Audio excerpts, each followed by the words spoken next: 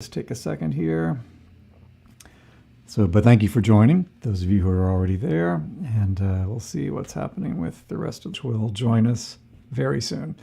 Okay, great. So welcome everyone to another deep dive. This will be episode 8. My goodness. So there are 9 songs on the album. We are coming towards the end of it. It's got lots of different connections and some audio revelations, and I'll sort of talk about that as we go. This song is called Season of the Lottery, and if you don't have it in your ears or if you've not heard the track before, let me just give you a bit of a sample of what that song sounds like. Maybe the bullet finds your heart, maybe it finds your head. Maybe the target's on your back, sleeping in your bed. Season of the lottery, of a robbery, of life. Season of the lottery.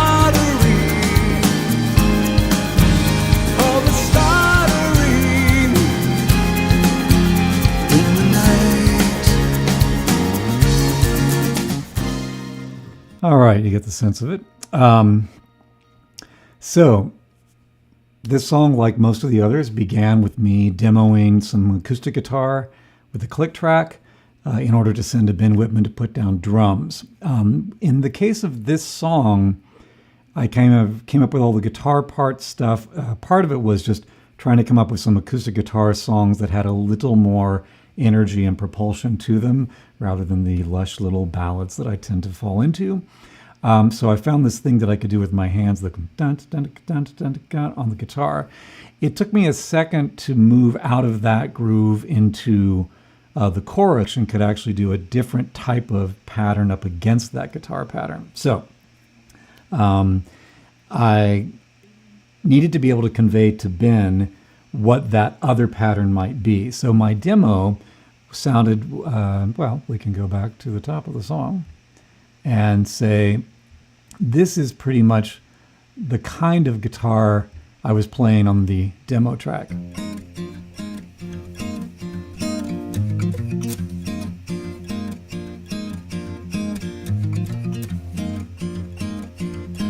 That's kind of how what he had to play to or what he had to play up against. I wanted to give him a sense of what that might be with the drum kit. So I recorded this low, what I call low electric guitar, which is just me kind of hitting a muted power chord.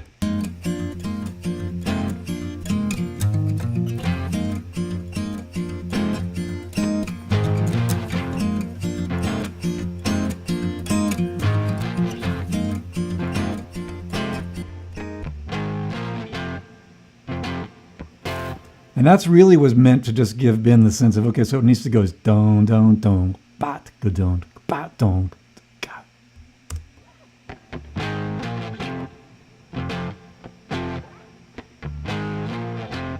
Get the idea. So when you put that together with the part that I was playing, it's not exactly polyrhythmic, but there's definitely kind of a different way of accenting the subdivision beats.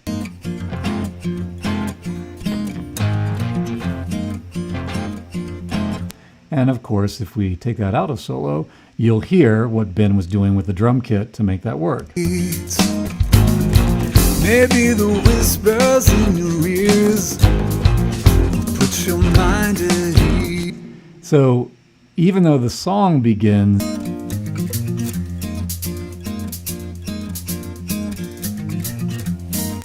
you get waiting and waiting and waiting, and then finally halfway through that verse when the drums come in with that other pattern. I find it interesting. Hopefully the rest of the world will as well. I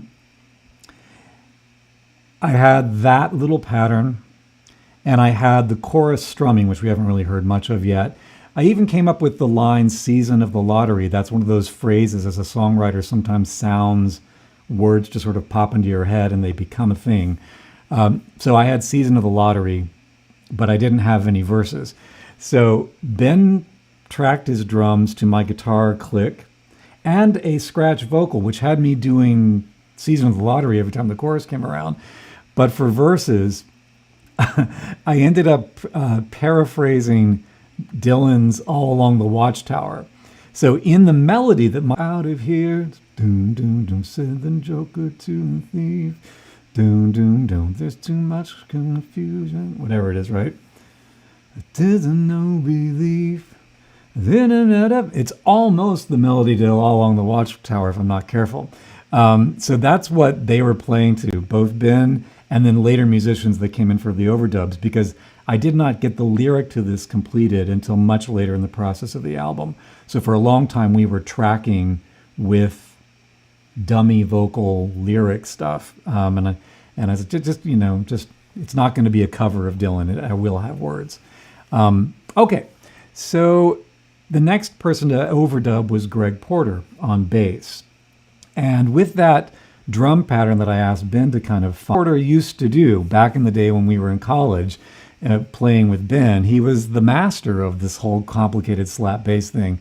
But as he became a little more older and wiser, he put away childish things and is very reluctant to do it. So I said, Greg, would you be willing to slap the bass? And he said, no.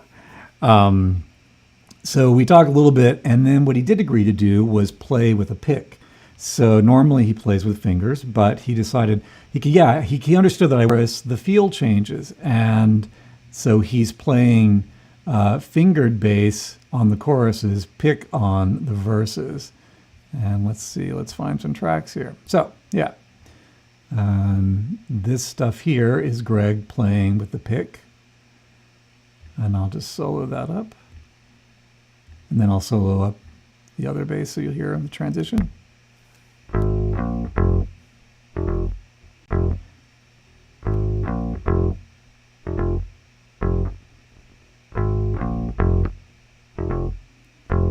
And now we're coming into a chorus. He has to change it up.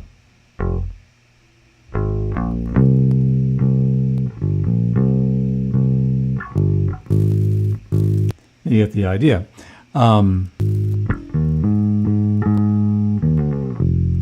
The tone is very different. The dynamic level is very different. He's got his pick and he's like dropping a pick and playing with fingers and grabbing another pick or whatever you have to do.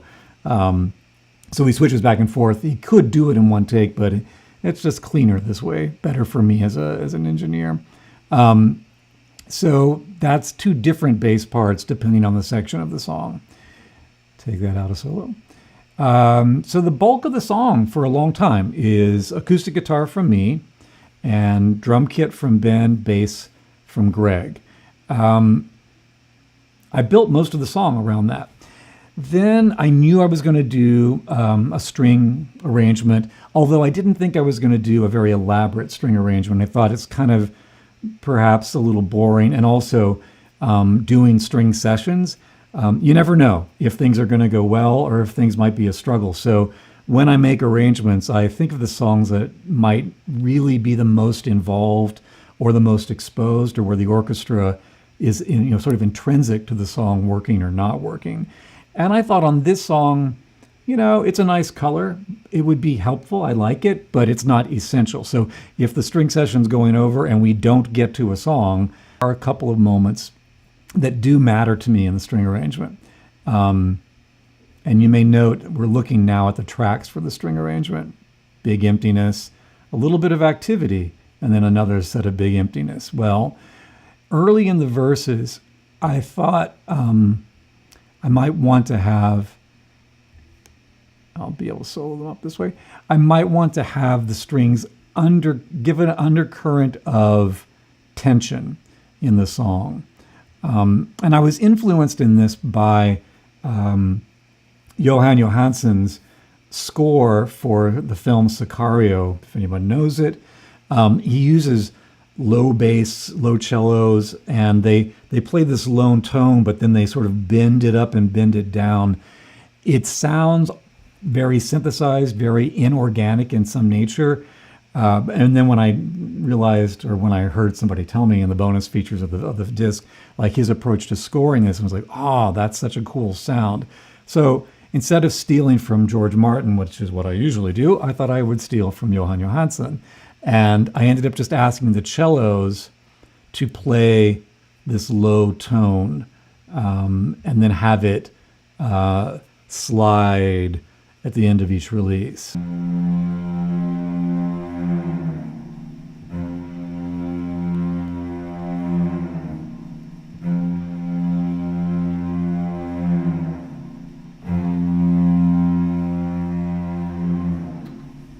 Very basic, but hopefully effective. And this is at a section where Ben is playing, but he's not yet into the groove. So what you really hear is my acoustic guitar and Ben's hi-hat, and that really. Let's go back and hear with sort of the rest of the band is doing.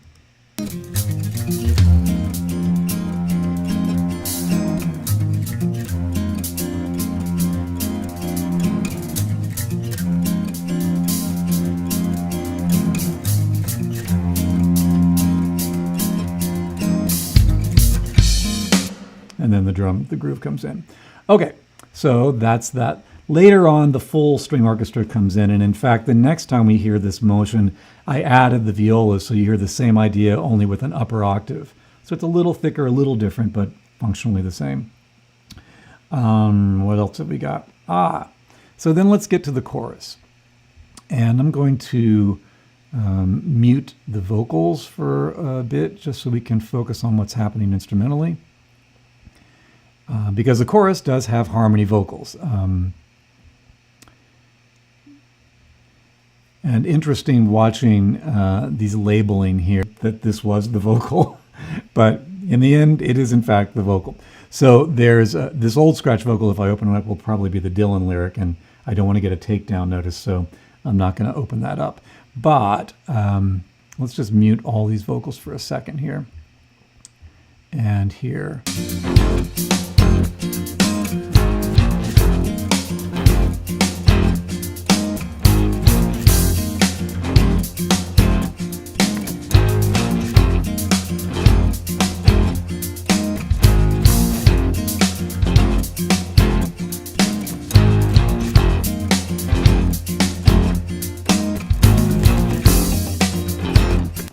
The entrance of the congas. This was the last thing that we added to the track, actually. It felt to me like at the turnaround verse, this is a double-linked verse, that we've established the groove, but I still wanted a little more energy. So just at that moment, you hear the congas come in.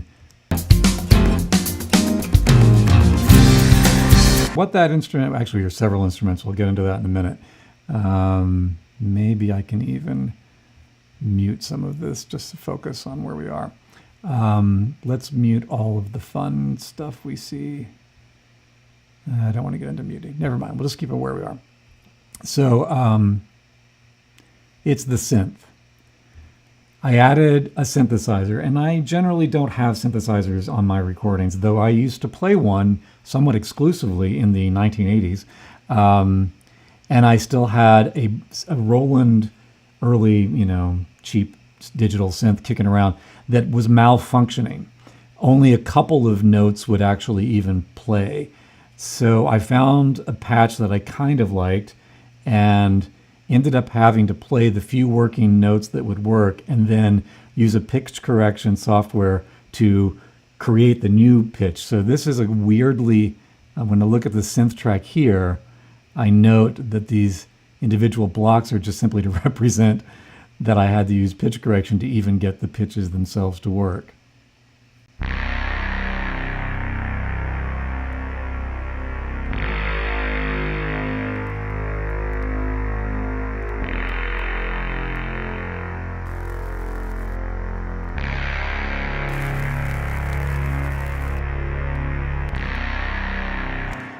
Sounds very Synclavier, Michael Jackson Thriller, I think, in a weird way, or Beat It, the opening to Beat It. Nonetheless, I felt like that sound, since I don't have the strings in here, would add a little more tensiony undercurrent to this more bouncy chorus feel.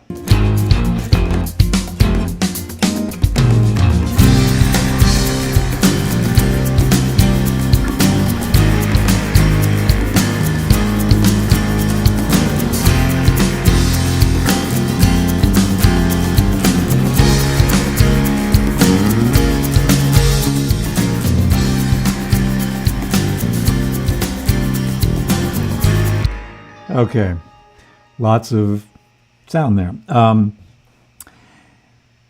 I'm getting to the part that I've been skipping over, which is all of the other electric guitar parts.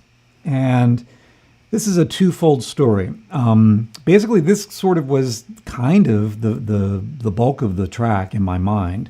But I knew pretty early on, just as we settled into that chorus groove, that I was going to want for want of a better word, a jazz fusion guitar solo.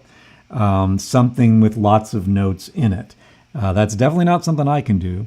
And, a lot of the guitar players that I work with on the album, they might be able to play the notes, but that's not their style. It's not the kind of thing they would want to do or probably be comfortable doing.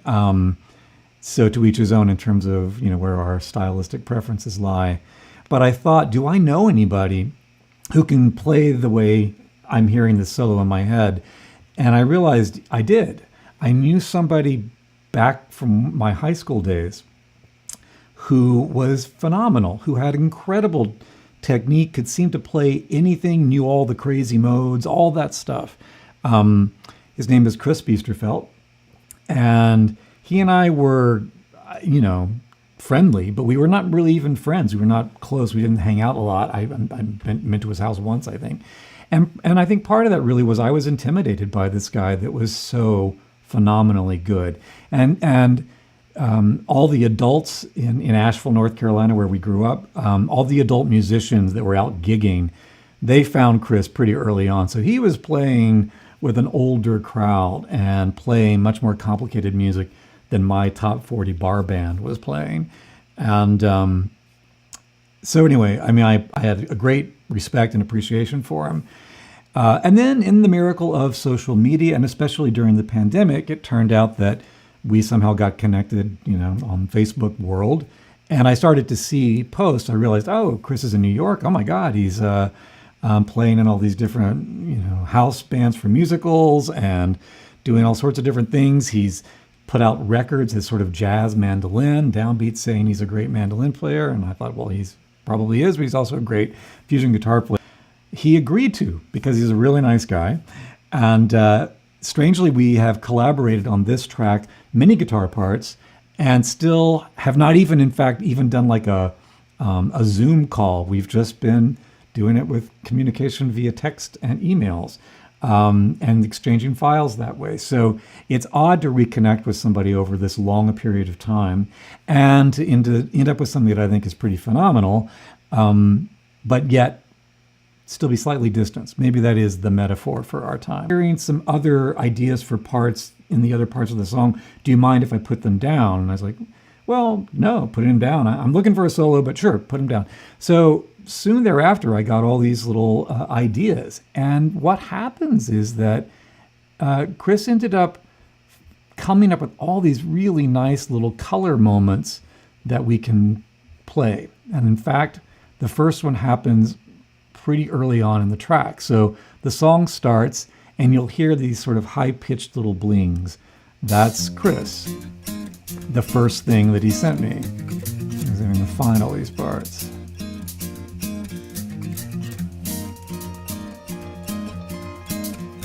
There we are.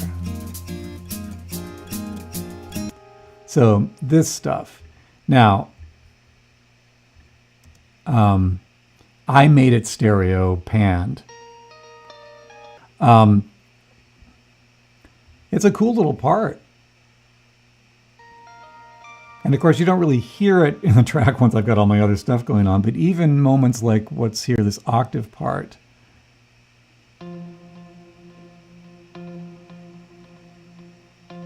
Okay, so that's something he did. He went in and did a better version of my low distorted guitar part. So this is Chris, not me. Oh, well, I'm muted, I guess. Although I thought I wasn't muted. Oh, no, it is Chris, but he's muted in the beginning. He comes in later with that guitar part. Probably, yeah, he's here. I can see the mute lift.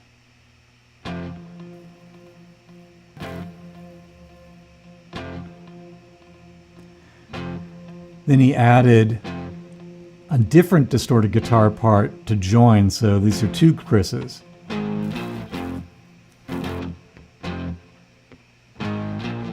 Now I played something like that for Ben, but what's labeled here verse eighths, but I don't think I...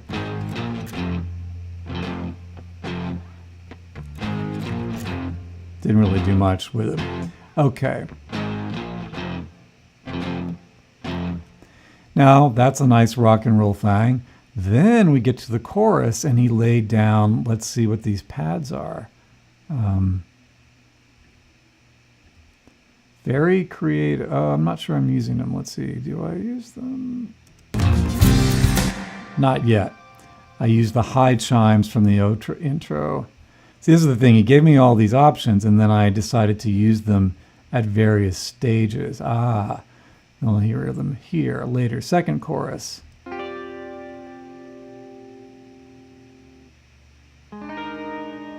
Beautiful chords, right?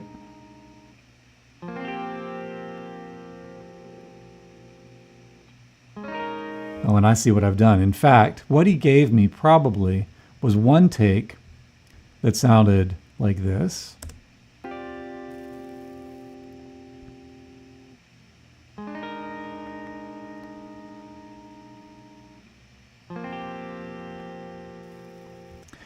And another take that actually was, I ended up cutting it up so that I could treat it differently in the mix.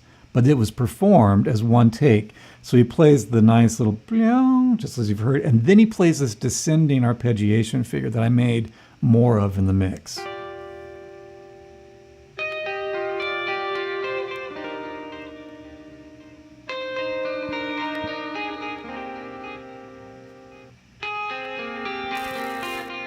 So if you hear all of them, I cut them up that we heard at the beginning of the song. They're in too. So if you have the whole picture he gave me, it would have sounded like this.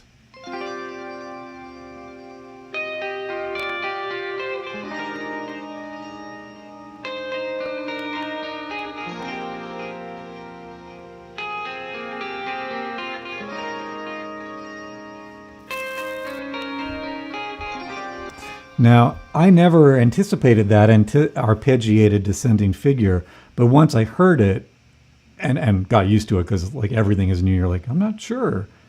By the second listen, I was absolutely sure, and it became like, okay, that's going to be featured more in the mix. I need to make more of that.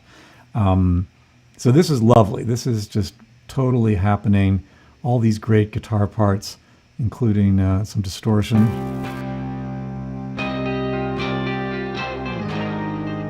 An orchestra of Chris Biesterfeld. Fantastic. Except this wasn't what I was asking for. I was asking for the solo. And I think Chris developed an idea and then wanted to refine it and then refine it some more. So I'm waiting for my solo and it doesn't come. And I wait another week and it doesn't come. And I say, hey, how's it going? These tracks are sounding great. And he's like, yeah, sorry, I'm a little busy, but I'm working on it. And anyway, it takes a long time for the solo to arrive. In the meanwhile, I'm sort of developing the rest of the arrangement so that ideally everything's in place ready for that solo.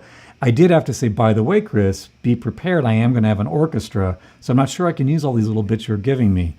The more I got used to the little bits, the more I realized actually let the little bits do the thing they're doing and let the orchestra be less active. So that kind of became, in the end, a bit of a benefit because I think rather than rely as much on the orchestra for big, cool moments. I'm going to solo up what he's doing.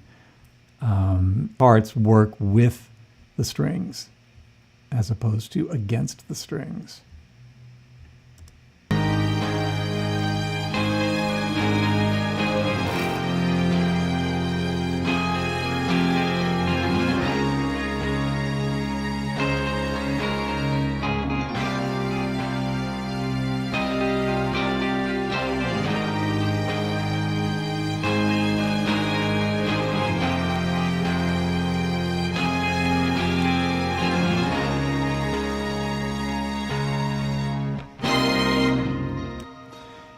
So it's almost a call and response. We talked about this at some of the earlier deep dives. Writing the orchestration towards the end of the process allows me to make the strings both anticipate calls and responses that may not have been there in the original performance. So this is where the strings are slightly active and then they leave a sustained gap for Chris's part to follow. So I really like how those parts interact themselves without hearing my guitars or the drums sort of propelling down the hill.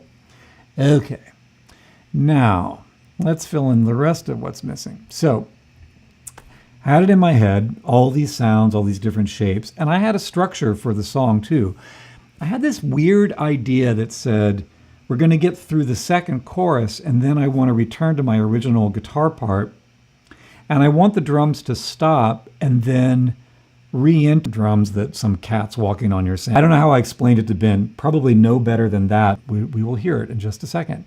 Play and go away and come back and start with an idea and then maybe change your mind. And so breakdown stage. So.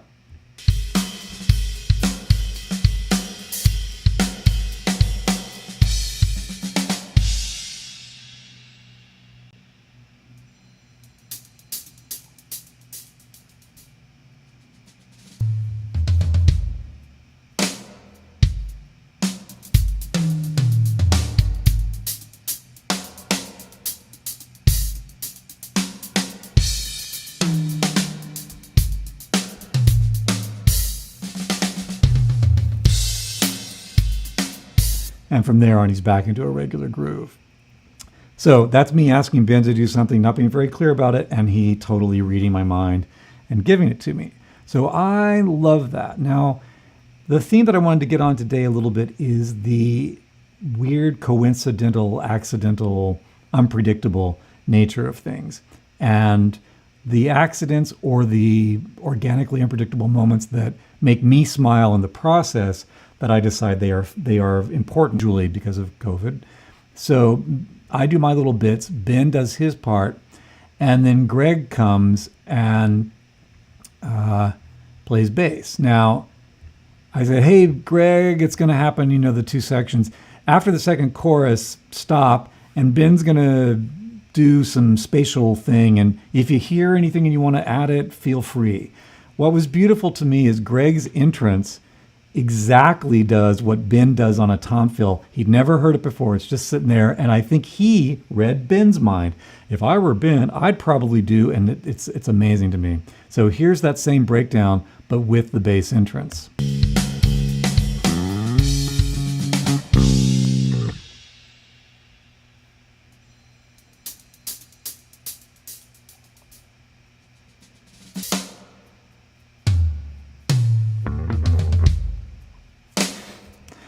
It's not exactly the same, but it falls right in the hole.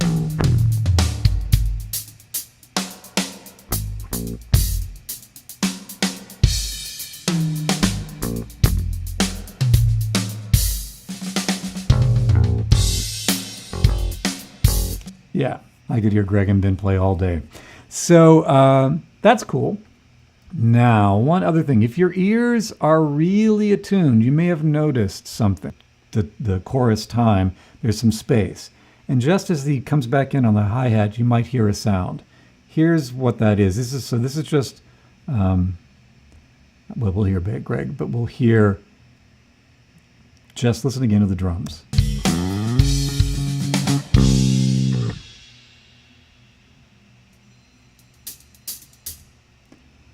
Do you hear a phone ringing? I do. Let's hear it again. That is Ben's phone. And the funny thing is, you know, when I'm putting together all these tracks and like, oh, cool, the drums, I get a drum mix that's working. Okay, great. I've got a lot of sound going on, my guitars, all this stuff. So I'm not even consciously going, wait a minute, there's a phone in Ben's drum track. I feel like I must have listened to it 20 or 30 times before I even registered, am I hearing a phone somewhere? Well, whatever, moving on. It took me a very long time to discover that, in fact, it's sitting there in the drum track.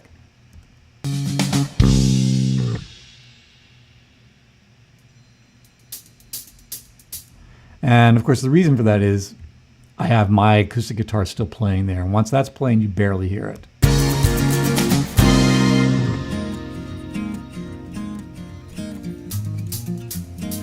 But now that you've heard it without my guitar, I bet you still hear it when my guitar is in. I know I do. So that's theoretically a flaw in the track. And I could, I'm sure, go in and find a variation of that and edit it in and get rid of the problem. But for me, it's actually the happy moment in the track. Let me also expose another weird, freakish thing in the tracks that I wrote this down so I'd remember, yes, that I didn't know what was going on. I kept hearing a weird sound while I was prepping tracks and getting into mixing and such. And that has something to do with my harmony vocal parts, which have been muted till now.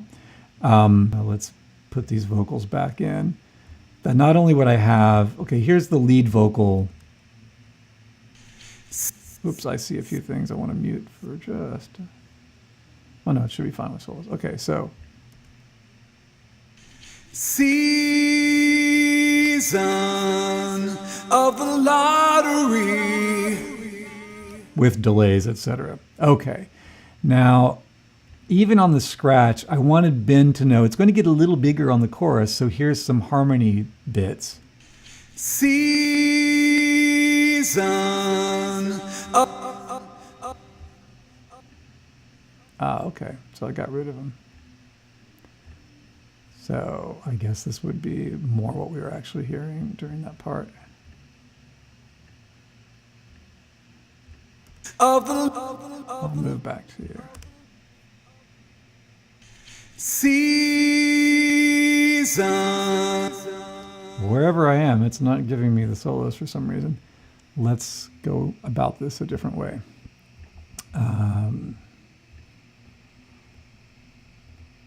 I should be able to just solo up harmony vocals somewhere. Ah, there they are. They're muted. Yeah, okay.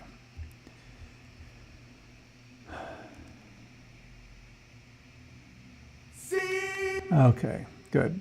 Back to what I wanted to show you.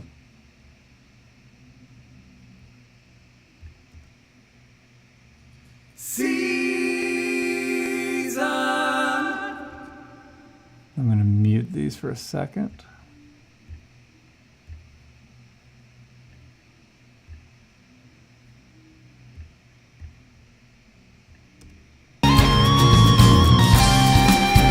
Okay, so if we listen to, and I know which track it is,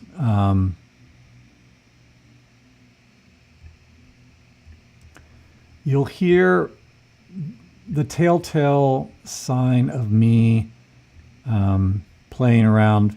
Basically, I recorded the scratch vocals very quickly for a program and said, okay, whatever, just these don't matter. Just slam them into the correct pitches, do what you need to do. And while doing that, at one point in the song, somewhere down the line, I screwed up. So what you're about to hear is corrected pitch for a few of these, and then you're going to hear a really weird sound. Season.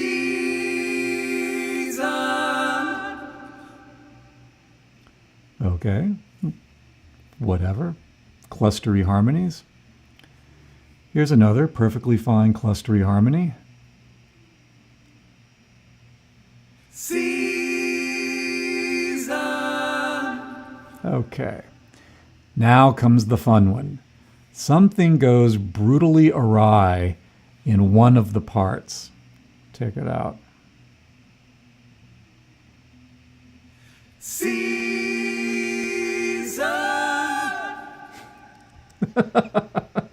It's pretty funny. It's actually just this one. So here's what I got.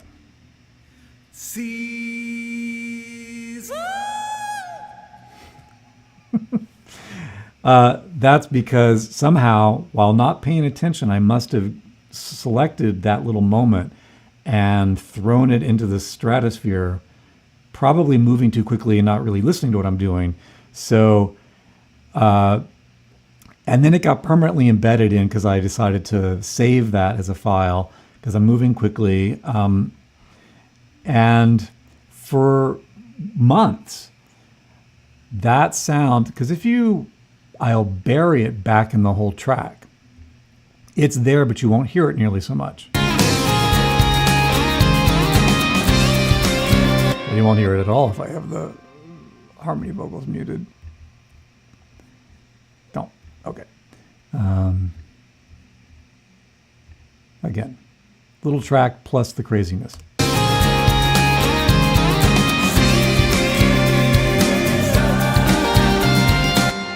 Yeah, there's so much going on you don't hear it, but I hear it because I know it's there.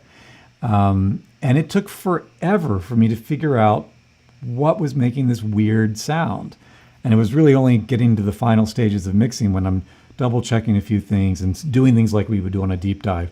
Let me just solo up the harmony vocals and make sure there's nothing goofy going on. And then it turned out that's that weird sound I've been hearing. And again, I could have, maybe should have, fixed it.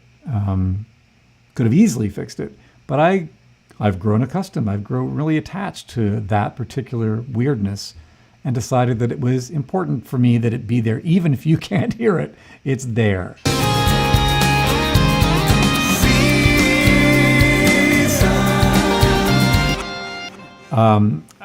So I think you could argue that it sounds like maybe somebody screaming at the political rally gone awry, that some of the lyric might intimate, but nonetheless. Okay, now we're hearing the last little thing, of course, to highlight, which is the solo that Chris eventually did deliver. And I wanted to, it's a pretty cool solo. What's great about it for me is that he structures his solo so melodically, thinking compositionally about it. So we see all these little parts that we're looking at here. These are all those overdubbed parts that he gave me. But the solo for real is here. Now, you may be wondering, well, what's this? That says electric guitar solo. This says new electric guitar solo. This one says electric guitar solo with effects December. In other words, Chris kept sending me solos. Here almost exactly the same. And I can illustrate that by doing this. We're going to solo 3 different guitar solos from Chris.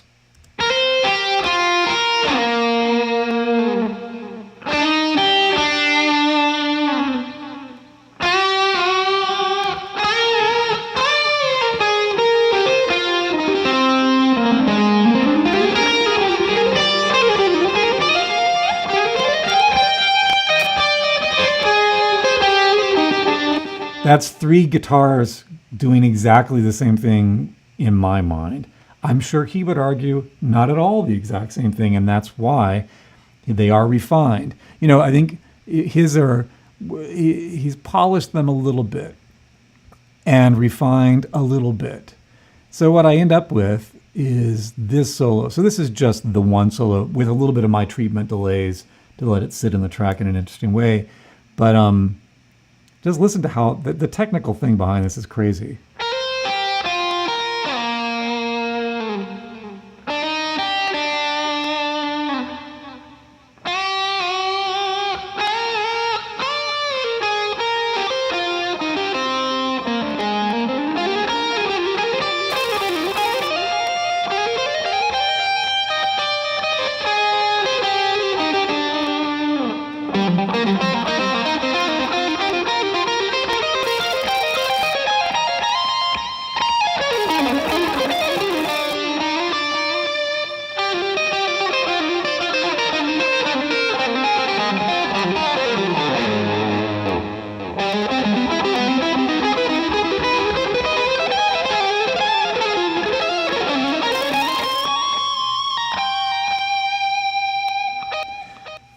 just imagine, if you will, that you've asked someone to play something like that, but you don't really know what you're asking them to do. And then you get your first solo back in your email box and you drop it into the track, and that's what you hear. And you're like, oh my God. I don't think it's something that Chris would say is the kind of music he wants to make day and night now, but it's part of who he is. And it's, quite honestly, part of who I am. Not who I am as a player, but who I am as a listener. And so writing music and thinking about music, yeah, sometimes I hear that kind of crazy guitar sound, guitar solo. But to Chris's credit, I think if you transcribed it, you could go to town and talk about all the motivic development. And there's so much musical thought going into this solo that belies the just like play as many notes as you can. He could play many more notes, most likely. He's making choices. All of these are on purpose, very much thought about choices. And what I love is that then he keeps playing sort of standard rock, that once you've started to solo, you can never stop. So the vocal comes back in, and then he plays around the vocal line, leaves some space in the beginning. He makes a reference to his descending arpeggiated part. So he's sort of tying all of his ideas together as well. So if we just continue listening without the rest of the track, just him, you can still know where you are from the holes he's leaving and the parts that he's replicating.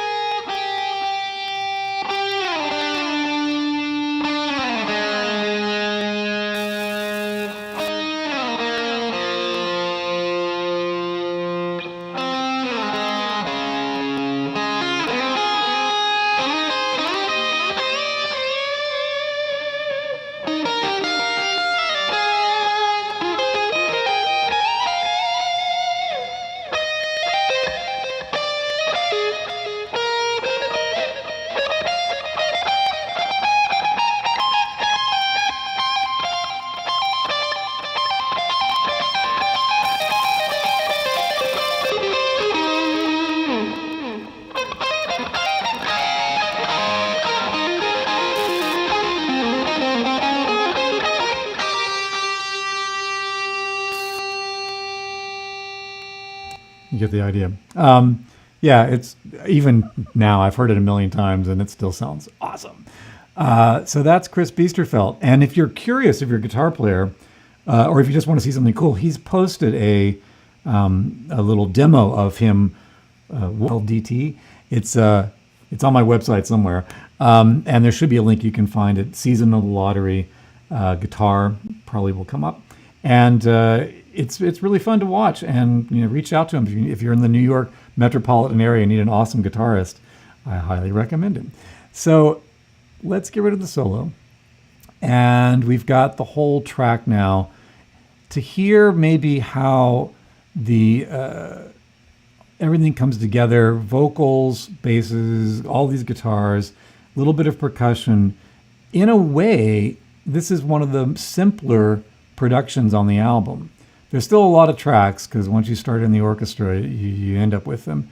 But there's not nearly as much doubling, tripling, quadrupling of parts as I've often done. Yeah, so if we just roll back to... let's hear his solo, and then you'll hear the vocals come in. And you can think about listening to the strings that are there as well. In fact, actually, let's before we do that, let's do a quick solo of the strings at this moment, because this is where it happens after the drum breakdown, before the strings, before the big guitar solo comes in. I go back to my old low note idea that we had established, the ripoff. Only now the violas play as well.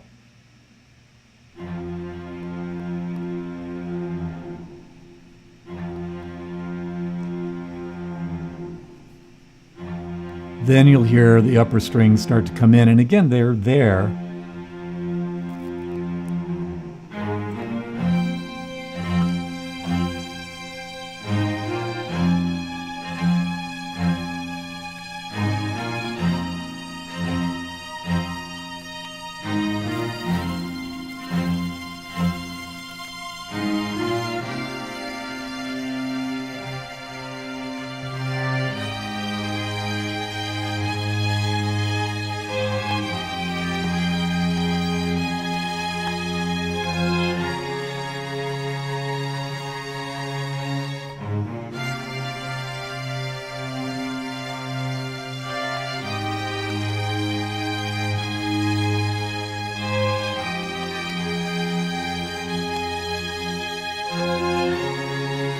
And it's just going to do that all the way to the end of the song. So normally I would have the strings doing much more elaborate work, but I knew that I would have Chris playing this crazy solo and that then it would come in on top of the vocals. So the strings really don't do very much. The only clear identity they have really is that low note thing and then the ascending moment getting ready for the guitar solo. I think it works well, but it was a bit of a challenge for me to not write some elaborate string part. But I think the moment is better served by the guitar and by Ben. So for me, Season of the Lottery, my recording of it is a real testament to the other players I get to work with and what they bring to it. Even so, in Chris's case, yes, all spotlight on this crazy guitar solo thing, but I'm loving the rhythm section. I don't think what Ben is doing is particularly flashy, but I also think that what he's doing takes a type of musicianship to be able to find the elusive groove, and especially find the elusive groove with the occasional odd meter coming into it. Greg just playing the dong, dong, dong, da dong. Pretty stupid little repeating part. But even there, the way he articulates it with the pick, the choice of moving to finger for the chorus, and where that bass falls with that kick drum, they've played together a lot. This is the kind of thing that rhythm sections that work together well do. They find one another in the simple parts in ways that other musicians playing the same simple parts, it doesn't. Full band. And just think about bass and drums relating, strings relating, and then the guitars relating. There's that phone.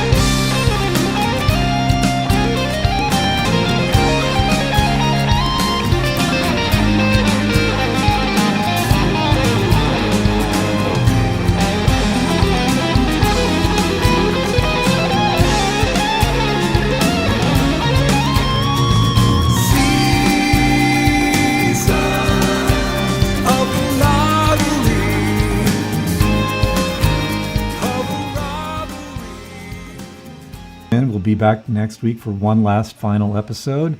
And feel free to check out the album, check out everything that you can find. You can find Chris's video. Oh, here's that weird vocal moment if you can hear it.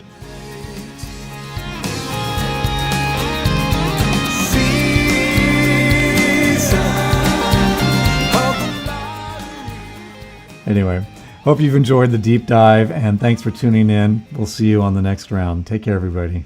Bye.